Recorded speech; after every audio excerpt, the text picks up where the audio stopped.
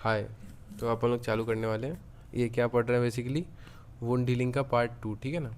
तो ये पढ़ने के पहले अपन लोग मैं बता देता हूँ कि बेसिकली जो नोट्स है ना अपना, ये वाला मैं अपने टेलीग्राम चैनल पर डाल देता हूँ। टेलीग्राम चैनल का नाम पता है ना, मेडिको है। तो उस पर मैं अपने डिस्क्रिप्शन में भी यूट्यूब के जो वीडियो डाल रहा हूँ ना, उसके डिस्क्रिप्शन में भी दे दूंगा लिंक। उससे आप अपने टेलीग्राम चैनल पे मेरे जा सकते हैं, उस पर ये नोट्स रहेगा।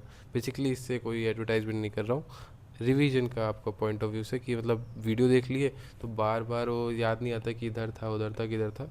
तो इसीलिए उससे आप इसके नोट्स को पढ़ सकते हैं। चलिए चालू करते हैं जल्दी से। तो प्राइमरी वर्सेस सेकेंडरी इंटेंशन, तो देखो प्राइमरी इंटेंशन और सेकेंडरी इंटेंशन। तो देखो हो क्या रहा है, सिंपल सी बात है। अगर कुछ नहीं समझ में आया हो, मतलब एंड में अगर समझाने के बाद भी नहीं समझ में आया, तो एक चीज़ लेके जाना। मान लो सर्जरी कर रहे हैं ना अपन लोग, तो एक प्यारा सा कट मारते हैं एकदम साफ ब्लेड से, तो एकदम प्यारा सा कट बना, मार्जिन एकदम शार्प होती है, तो बॉडी एकदम आराम से इसको रिस्पॉन्स कर लेता है, सारे लेयर्स को जोड़ देता है। तो एक अच्छा टिश्यू, एकदम कम से कम स्कार बनता है। लेकिन वहीं अगर हम लोग किसी गाड़ी से जाके गिर गए, गाड़ी से गिर गया, तो उसका जो अपना स्कार बनेगा वो ऐसे टाइप का पूरा बन रहा होगा, मार्जिन अच्छे से नहीं होगी, तो बॉडी मेंटेन करने की कोशिश करेगी पर बहुत सी जगह ऐसे छूट जाएगी। देखो ये वाली जगह छूट गई, ये वाली जगह छूट गई। तो यहाँ पे क्या होगा, स्कार फॉर्मेशन होगा। यहाँ पे रीजनरेशन बहुत ज़्यादा हुआ, यहाँ पे रीजनरेशन प्लस रिपेयर हो रहा है। समझ में आ रहा है। तो इसलिए प्राइमरी इंटेंशन मतलब बर्न सुने हो ना, जैसे first degree burn, second degree burn, तो सिमिलर सी बात है। प्राइमरी इंटेंशन में सिर्फ रीजनरेशन से लगभग लगभग काम हो जाता है, कम से कम रिपेयर होता है।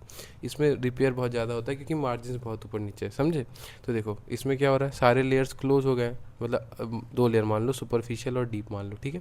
तो यहाँ पे सुपरफिशियल लेयर भी मिल जाता है अपने सुपरफिशियल पुराने वाले लेयर से, और डीप भी मिल जाता है। जबकि इसमें सुपरफिशियल लेयर नहीं मिल पाता, डीप मिल जाता है। तब यहाँ मिल गया तो सारे लेयर्स क्लोज हो गए, कोई सेपरेशन नहीं हुआ। जबकि यहाँ पे सेपरेशन बचा रह जाता है। अब सेपरेशन नहीं है तो स्कार भी कम से कम बनेगा, तो मिनिमल स्कार। और स्कार बनाने में टाइम लगता है, तो कम स्कार बना तो कम टाइम लग रहा है, तो minimal time form, minimal amount of time. जबकि इसमें अबंडेंट स्कार फॉर्म हो रहा है तो ज़्यादा टाइम लगेगा, तो मोर अमाउंट ऑफ टाइम लग रहा होगा, सिंपल। समझे। अब मैकेनिज्म समझते हैं क्या हो रहा है। तो प्राइमरी और सेकेंडरी इंटेंशन मतलब समझ में आया। इसमें जो अपना वो था, सारे लेयर्स क्लोज हो गए तो कोई गैप ही नहीं बचा, तो कोई स्कार ही नहीं बना, तो टाइम कम लगा। उसमें सारे लेयर्स क्लोज नहीं हुए तो अपना गैप बचा रहा बेसिकली डीप लेयर्स के बीच, सुपरफिशियल लेयर्स के बीच में। तो उस लेयर, उस गैप के बीच में स्कार टिश्यू फॉर्म हो गया। स्कार टिश्यू ज़्यादा टाइम लगता है बनने में, तो ज़्यादा स्कार टिश्यू फॉर्म हो तो ज़्यादा टाइम लगेगा इसको हील करने में, सिंपल। तो देखो इसका मैकेनिज्म समझे ना। तो ऑड डेज पे चल रहा है, ऐसे नहीं ऑड इवन चलता है दिल्ली में, वैसे ही ऑड डेज पे यहाँ चल रहा है। मतलब डे 1 को देखेंगे, फिर डे 3 को देखेंगे, फिर डे 5 को देखेंगे, और डे 7 को देखेंगे। इसको याद करने के लिए ना सिंपल ये समझ लेना कि हर बार हर दिन एक नया हीरो बनाएंगे अपन लोग। तो डे 1 पे किसको अपन हीरो बना रहे हैं, एक्यूट। देखो ब्लड वेसल टूट, जहाँ पे भी इंजरी हुआ तो वहाँ पे ब्लड वेसल भी तो रप्चर हुआ होगा ना, जैसे काटते हैं कहीं तो खून निकलता है ना, मतलब क्यों निकल रहा है, वहाँ पे ब्लड वेसल रप्चर हुआ होगा, तो ब्लड को ठीक करने के लिए अपन लोग वहाँ पे क्या हो रहा होगा, क्लॉट हो रहा होगा, ठीक है। पर हीरो यहाँ का कौन है, यहाँ का हीरो है अपना एक्यूट इन्फ्लेमेटरी सेल्स, मतलब न्यूट्रोफिल आ जाएगा पहले दिन ही। अब तीसरे दिन तक जाएंगे ना तो पता चलेगा कि अपना ये वाला हीरो तो पुराना हो गया, मतलब क्या, न्यूट्रोफिल्स मैक्रोफेज में कन्वर्ट हो जाएगा, मैक्रोफेज सेलुलर डेब्रिस खा रहा होगा, ठीक है। अब यहाँ का नया हीरो कौन है, यहाँ का नया हीरो है ग्रेनुलेशन टिश्यू। ग्रेनुलेशन टिश्यू मैंने पिछले वीडियो में बताया था क्या होता है, ब्लड वेसल। तो ब्लड वेसल फॉर्मेशन चालू हो, तो यहाँ का हीरो क्या है, ग्रेनुलेशन टिश्यू। अब अपना आ जाते हैं डे 5 पे। अब यहाँ पे भी एक नया हीरो बनाना होगा, तो नया हीरो यहाँ पे क्या है, यहाँ पे जो ग्रेनुलेशन मतलब वेस्कुलराइजेशन ही हुआ ना, ब्लड वेसल का फॉर्मेशन होना, तो न्यू वेस्कुलराइजेशन टॉप पे चल रहा है। पर अपन लोग का जो हीरो होगा यहाँ पे कौन होगा, कोलेजन फाइबर। यहाँ पे हीरो कौन था, एक्यूट इन्फ्लेमेटरी सेल्स। यहाँ पे हीरो कौन था, अपना ग्रेनुलेशन टिश्यू। और यहाँ पे कौन है हीरो, कोलेजन फाइबर्स 1, 3 और 5 पे। तो कोलेजन फाइबर गैप ब्रिज करेगा, एपिडर्मिस का नॉर्मल थिकनेस को मेंटेन कर देगा। सातवें दिन क्या है, सातवें दिन संडे हो गया अपना, तो संडे को सब काम घटने लग जाएगा, मतलब क्या, एडेमा कम हो जाएगा, वेस्कुलरिटी कम हो जाएगा, लेकिन कोलेजन डिपॉजिट होना चालू रहेगा। समझ में आया। इसका मैकेनिज्म सिंपल था, 1, 3, 5, 7। 1 में blood clot plus acute inflammatory sales, 3 पे अपना क्या हुआ, मैक्रोफेज में कन्वर्ट हो गया, और नया हीरो कौन है, ग्रेनुलेशन टिश्यू चालू हो गया बनना। 5 को अपना क्या है, नया हीरो कौन, कोलेजन डिपॉजिट होने लग गया, एपिडर्मिस को नॉर्मल मेंटेन किया। और जो पुराना वाला हीरो था वेस्कुलरिटी वाला, न्यू वेस्कुलाइजेशन पीक पे पहुंचा हुआ। और डे 7 में क्या हो रहा है अपना, ये सब काम बंद हो गया, संडे आ गया, तो एडेमा कम हो जाएगा, वेस्कुलरिटी कम हो जाएगा, लेकिन कोलेजन डिपोजिशन चालू रहेगा। जबकि सेकेंडरी इंटेंशन में ये है ना, एक पुल बना लो, सिंपल सी बात है। बहुत बड़ा डिफेक्ट, बहुत लंबा थोड़ा गड्ढा बना ना, तो एक पुल बना लो, उसके अंदर एक्जूटेड भरा है, ब्लड क्लॉट्स भरे हैं, नेक्रोटिक टिश्यू बचा, ये सब भरा हुआ है ना। तो उसमें क्या होगा, ये पूल फिल्ड विथ ये सबसे भरा हुआ है। अब उसमें क्या हो रहा है, अब खतरनाक से घटा है तो इन्फ्लामेशन भी खतरनाक होगा ना, तो इन्फ्लामेटरी रिएक्शन इंटेंस पाया जाएगा, ठीक है ना। तो सिंपल सी बात है, सिर्फ दो चीज़ याद करो।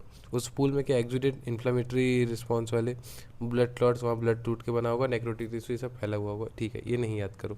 याद क्या करना है, इन्फ्लामेटरी रिएक्शन इंटेंस होगा, क्योंकि डिफेक्ट भी बहुत बड़ा है। तो रिएक्शन इंटेंस होगा तो दो चीज़ मेन आएगा यहाँ पे, एक ग्रेनुलेशन टिश्यू, ये तो पढ़ के आए पहले से, वो ब्लड वेसल बनाने के लिए, और दूसरा मायोफाइब्रोब्लास्ट, ये जरूरी है। मायोफाइब्रोब्लास्ट का काम क्या है, यही कॉन्ट्रैक्शन कराता है, स्कार फॉर्मेशन करा के खींचा, अपनी स्किन को खींचा खींचा बनाया था। तो मायोफाइब्रोब्लास्ट डिपॉजिट होगा तो वो उनको कॉन्ट्रैक्ट करता है, और दोनों मिलके नेट नेट स्कार का फॉर्मेशन कर दिए। तो सिंपल सी बात है, जब सेकेंडरी इंटेंशन को याद करना है ना, तो एक बड़ा सा पूल बनाओ, उसके अंदर अपना एक्जुडेट डाल दो, ब्लड क्लॉट डाल दो, वो सब डाल दो, उसके रिस्पॉन्स में एक्सट्रीम इंटेंस रिएक्शन होगा इन्फ्लामेशन का, तो दो टिश्यू आ जाएंगे, एक ग्रैनुलेशन टिश्यू और एक मायोफाइब्रोब्लास्ट। ग्रैनुलेशन टिश्यू वहाँ ब्लड सप्लाई कर रहा होगा, और मायोफाइब्रोब्लास्ट वहाँ पे क्या कर रहा होगा, बेसिकली वुंड कॉन्ट्रैक्शन में हेल्प करा रहा होगा, तो स्कार फॉर्मेशन हो जाएगा, सिंपल। तो अपना हो गया ये प्राइमरी इंटेंशन, और अपना क्या हो गया सेकेंडरी इंटेंशन। अब दोनों को कंपेयर कर लेते हैं, जो पढ़ के आए हैं उसी को कंपेयर करना है, कुछ है नहीं। इन्फ्लामेशन देखो खतरनाक क्या था, सेकेंडरी वाला, प्राइमरी सिंपल था, तो उसको ठीक करने के लिए भी इन्फ्लामेशन ज़्यादा रिस्पॉन्स देना नहीं पड़ेगा। तो इन्फ्लामेशन अगर देखा जाए तो प्राइमरी इंटेंशन में कम होगा, इसमें ज़्यादा होगा। इन्फ्लामेशन के अंदर ही तो आता है ग्रेनुलेशन और वुंड कंट्रैक्शन, तो ये भी इसमें कम होगा, इसमें ज़्यादा होगा, और इसमें तो कॉन्ट्रैक्शन होगा ही नहीं, क्योंकि मायोफाइब्रोब्लास्ट की जरूरत ही नहीं है, सारे लेयर्स जुड़ चुके हैं, जबकि इसमें होगा, ठीक है। अब मार्जिन तो पढ़ के आया कि यहाँ पे अब प्यार से काटा गया तो एकदम सर्जिकली क्लीन होगा, जबकि ये इरेगुलर होगा। एग्जांपल क्या, ये लार्ज ओपन इन्फेक्टेड वुंड्स किससे, रोड ट्रैफिक एक्सीडेंट वाला, ये इंसाइज्ड वुंड, सिंपल। तो कंपेरिजन समझ में आया। इन तीनों को एक पार्ट में बांट लो, एक पार्ट में इसको बांट लो। ये तीनों कौन सा हो गया, इन्फ्लामेशन, ग्रेनुलेशन टिश्यू, और वो अपना वो वुंड कॉन्ट्रैक्शन, ठीक है ना। और कॉन्ट्रैक्शन के कारण मार्जिन में जो इफेक्ट आ रहा होगा, तो मार्जिन और नेचर, सिंपल, एम और एन वन। फिर अपन लोग देखते हैं क्या फैक्टर्स अफेक्टिंग वुंड हीलिंग। तो जहाँ पे लगा है ना वुंड, वहाँ के लोकल फैक्टर्स और पूरे बॉडी के फैक्टर्स दोनों अलग अलग कह सकते हैं। तो देखो लोकल फैक्टर्स को अपन लोग तीन ग्रुप में बांट दिए हैं। अपने अंदर सेल्स पाए जाते हैं, ब्लड वेसल्स और नर्व के सेल्स। तो ब्लड उससे पहले एक ग्रुप है, इसमें सेल्स आ जाते हैं, तो जैसे डिक्रीज ब्लड सप्लाई या फिर डिनर्वेशन। दूसरे ग्रुप में बाहर के लोगों को देखो, मतलब फॉरेन बॉडी या फिर इन्फेक्शन हो रहा है तो अपना दिक्कत आएगा हीलिंग में। और तीसरे में स्ट्रेस लगा दो, पहले में अपने सेल्स, दूसरे में फॉरेन पार्टिकल्स, और तीसरे में स्ट्रेस, तो मैकेनिकल स्ट्रेस या फिर नेक्रोसिस और हीमोरेज, सिंपल। तो ये अपना पहला वहाँ के फैक्टर्स इसको अफेक्ट कर रहे होंगे ये वुंड हीलिंग को, ठीक है ना। तीन ग्रुप में बांट दिए, ग्रुप 1, ग्रुप 2, ग्रुप 3, इतना तो याद रहेगा कि तीन ग्रुप है। अब तीन ग्रुप को याद करने की कोशिश करो, पहले में सेल्स था, दूसरे में फॉरेन वाला था, और तीसरे में अपना स्ट्रेस था। सेल्स में कौन कौन सेल्स आ गए, ब्लड वेसल्स और नर्व, डिनर्वेशन और डिक्रीज ब्लड सप्लाई। बाहर वाली चीज़ मतलब क्या, फॉरेन बॉडी और इन्फेक्शन, और अपना ये जो नॉर्मल सा स्ट्रेस था, मैकेनिकल स्ट्रेस और हीमरेज एंड नेक्रोसिस। सिस्टमिक वाले की बात करें तो कुछ चीज़ें ज़्यादा, कुछ चीज़ें कम, और बीमारी। तो देखो ज़्यादा क्या, ओल्ड एज अपना अगर है तो दिक्कत है, ओबेसिटी है मतलब वजन ज़्यादा है, तो ज़्यादा में समझ में, ज़्यादा उम्र या फिर ज़्यादा वजन। ज़्यादा उम्र मतलब ओबेसिटी, ज़्यादा उम्र मतलब ओल्ड एज, और ज़्यादा वजन मतलब ओबेसिटी। अगर अपना कम की बात करें तो कम क्या, ब्लड रेड आरबीसी कम है मान लो तो दिक्कत है। माल न्यूट्रिशन, अगर न्यूट्रिशन कम है, विटामिन कम है, तो ज़्यादा में समझ में आया ओल्ड एज और ओबिसिटी, कम में समझ में आया अनीमिया और माल न्यूट्रिशन और विटामिन डिफिशियंसी। और अगर बीमारी हो रखा है तो भी हीलिंग में दिक्कत आएगा, जैसे कि डायबिटीज मेलाइटस और कोलेजन डिसऑर्डर, इसमें मार्फर एल्डर डॉक्टर सिंड्रोम आता है। तो कुछ नहीं याद करना, बेसिकली ये है क्या, ये वो बता रहा है कि जिनके कारण अपना वुंड हीलिंग में दिक्कत आ सकती है। ये लोकल कंडीशन हो गई, इसको तीन ग्रुप में बांटे, सिस्टमिक को भी तीन ग्रुप में बांटे। इसमें ग्रुप 1, ग्रुप 2, ग्रुप 3 था। सेल के अंदर क्या क्या आ गया था, ब्लड वेसल्स और नर्व। फिर अपना बाहर फॉरेन के अंदर क्या आ गया था, फॉरेन बॉडी और इन्फेक्शन। और अपने में डैमेज में क्या आ गया था, मैकेनिकल स्ट्रेस और हीमोरेज और नेक्रोसिस। इसमें तीन पार्ट था, ज़्यादा क्या है, ज़्यादा उम्र मतलब ओल्ड एज, ज़्यादा वजन मतलब ओबेसिटी। कम क्या है तो न्यूट्रिशनल डिफिशियंसी, माल न्यूट्रिशन बेसिकली, और एनीमिया। और डिजीज़ तो है डायबिटीज़ और कोलेजन डिसऑर्डर, समझ। ये अपना फैक्टर्स अफेक्टिंग वुंड हीलिंग हो गया। अब कॉम्प्लिकेशन बस पढ़ लेते हैं, काम खत्म हो जाएगा फिर। तो देखो अपन लोग के यहाँ जहाँ पे भी वुंड था वहाँ पे फाइबर का डिपॉजिट कर रहा था ना, फाइब्रोब्लास्ट। तो अगर फाइबर अच्छे से डिपॉजिट नहीं कर पा रहा है तो वो इनसफिशिएंट फाइब्रोसिस कहेंगे, और ज़्यादा डिपॉजिट कर जा रहा है तो सफिशिएंट या फिर मोर देन सफिशिएंट फाइब्रोसिस कहेंगे। तो इनसफिशिएंट फाइब्रोसिस हुआ ना तो वो वुंड खुला हुआ रह जाएगा, मतलब क्या, वुंड डेहिशंस, खुला हुआ रह जाना। एक तरीके को अल्सर टाइप का दिख रहा है, वहाँ पर म्यूकोसा हील नहीं हुआ है तो अल्सरेशन हो सकता है उस कारण से। और हर्निएशन हो सकता है, क्योंकि मान लो ये स्ट्रक्चर को सपोर्ट कर रहा था, यहाँ पे अच्छे से रिपेयर नहीं होता, ये स्ट्रक्चर बाहर आ जाएगा ना इसको खोल तोड़ के। तो ये तीन के कारण हो सकते हैं, या तो वुंड जुड़ा नहीं मतलब डेहिशंस, म्यूकोसल लेयर की बात करें तो अपना अल्सरेशन, और उस लेयर से अंदर वाले लेयर से बाहर आने लग जाए, दूसरे कैविटी में आने लग जाए, तो उसको अपन लोग बोलेंगे हर्निया। ये ज़रूरी नहीं है, ज़रूरी क्या है, ये सफिशिएंट। ज़्यादा फाइब्रोसिस हो गया तो देखो, ये तो मेरे हाथ पे भी बना हुआ है यहाँ पे, हाँ ये हाइपरट्रोफी स्कार तो मेरे पास भी, किलॉइड नहीं देखा हूँ मैंने। तो देखो हाइपरट्रोफिक स्कार जो है ना, सिंपल सी बात है, सब में एक एक कैरेक्टरिस्टिक फीचर पढ़ना है, ठीक है ना। हाइपरट्रोफिक स्कार जो होता है ना कायदे में रहता है, और किलॉइड कायदे में नहीं रहता है, ठीक है ना। ये बदमाश है, मतलब बचपन से ही बदमाश है, मतलब कि ये हेरिटेबल टाइप का चीज़ होता है कि ये जैसे कि पिताजी में है तो बेटा में भी ये होने के चांसेस है, और लोगों में होने के चांसेस है।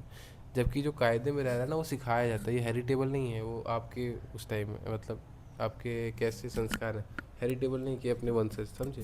तो हाइपरट्रोफी स्कार क्या होता है, नॉन इनहेरिटेबल होता है, जबकि किलॉइड जो होता है बदमाश जो होता है वो हेरिटेबल होता है। अब मैं इसको कायदे में क्यों बोल रहा हूँ, इसको बदमाश क्यों बोल रहा हूँ, बेसिकली क्या होता है, इसमें कोलेजन डिपॉजिट दोनों में हो रहा है, इसमें भी एक्सेसिव कोलेजन डिपॉजिट हो रहा है, इसमें भी हो रहा है, ठीक है। दोनों में स्कार रेज होता है, पर इसका जो स्कार रेज होता है ना वो बियॉन्ड बाउंड्री जाता है। जैसे मान लो यहाँ पे कटा था तो इतने दूर में स्कार रहेगा, इसमें कटा मान लो इतना दूर था, अब पूरे में स्कार बन गया, ऊपर से फैल गया, तो समझे ये कायदे में नहीं रहता, जबकि ये कायदे में रहता है। तो ये वही, और इसमें एक स्पेसिफिक फीचर पाया जाता है स्पॉन्टेनियस सिग्रेशन, जैसे फैला उसके बाद ये अपने आप को खींच रहा होगा, देखो ये लाइन दिख रहा है ना, खींच रहा है खुद को, इसी को कहते हैं स्पॉन्टेनियस रिग्रेशन। जबकि इसमें ऐसा कुछ दिख रहा है, आपको नहीं दिख रहा है, तो इसमें स्पॉन्टेनियस सिग्रेशन नहीं दिखता। यही की फीचर है कि हाइपरट्रोफिक स्कार में आपको स्पॉन्टेनियस सिग्रेशन दिख रहा होगा, इसमें नहीं दिख रहा होगा, ठीक है। और इसको काटा जाए ना फिर से तो ये नहीं होगा, क्योंकि कायदे वाला चीज़ होती है, बोले एक बार गलती हो गई बार बार नहीं होगा, तो ये फिर से नहीं होगा। लेकिन हम लोग इसमें काटेंगे ना तो बार बार, क्योंकि हेरिटेबल है तो बार बार होता ही रहता है, ठीक है। माइक्रोस्कोपी देखें तो बस एक चीज़ याद रखो, पूरे ये कॉम्प्लिकेशन में सिर्फ एक चीज़ याद रखो, स्पॉन्टेनियस रिग्रेशन, ठीक है ना। तो देखो इसमें स्पॉन्टेनियस रिग्रेशन था इसलिए बाउंड्री के अंदर रह गया, इसमें स्पॉन्टेनियस रिग्रेशन नहीं था तो ये बाउंड्री के बाहर भाग गया। इसमें स्पॉन्टेनियस रिग्रेशन है तो देखो माइक्रोस्कोपी में भी अब स्पॉन्टेनियस रिग्रेशन के लिए अपने को क्या चाहिए, फाइब्रोब्लास्ट। इसमें नहीं है तो इसमें फाइब्रोब्लास्ट कम होगा, सिंपल सी बात है।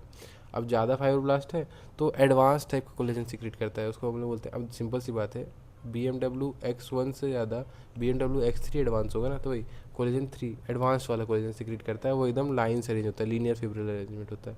जबकि इसमें कम फिब्रोब्लास्ट है तो वो क्या है, बेसिकली कोलेजन 1 सीक्रेट करता है, थोड़ा लेस एडवांस रहता है, और वो क्या बोलते हैं अपना अरेंज अच्छे से नहीं होता है, क्योंकि एडवांस नहीं है इतना, समझे। और यहाँ पे अच्छे से चल रहा है सब कायदे में है, तो इसका ब्लड सप्लाई भी नॉर्मल है, दिमाग तक जा रहा है, इसमें ब्लड सप्लाई कम होगा, ठीक है। अब इसमें जगह ही नहीं है पस भरने का, देख रहे हो, तो ये माइल्ड प्यूराइटिक है तो इसलिए पेन भी कम होता है, जबकि इसमें देखो एकदम थैली बना हुआ है, तो इसमें प्यूराइटिक की जगह है, प्यूराइटिक भी है पेनफुल भी है, सिंपल, समझे। तो इसको अपन लोगों ने कितने पार्ट में रखा, ग्रॉस, माइक्रोस्कोपी और सिम्टम। ग्रॉस में क्या था, ये बाउंड्री के अंदर रहता था और ये स्पॉन्टेनियस सिग्रेशन शो करता था, एक्सरसाइज करने पे फिर से नहीं आएगा, जबकि ये बाउंड्री के अंदर नहीं रहता है, ठीक है ना। ये इसका रेज होके स्पॉन्टेनियस सिग्रेशन भी शो नहीं करता। माइक्रोस्कोपी वही इसका स्पॉन्टेनियस सिग्रेशन था, फाइब्रोब्लास्ट ज़्यादा हुआ तो एडवांस कोलेजन लगाया तो लीनियर अरेंजमेंट था, जबकि इसमें फाइब्रोब्लास्ट कम था, लेस एडवांस अपन लोग का निकल रहा था कोलेजन, तो केओटिक अरेंजमेंट हो गया, समझे।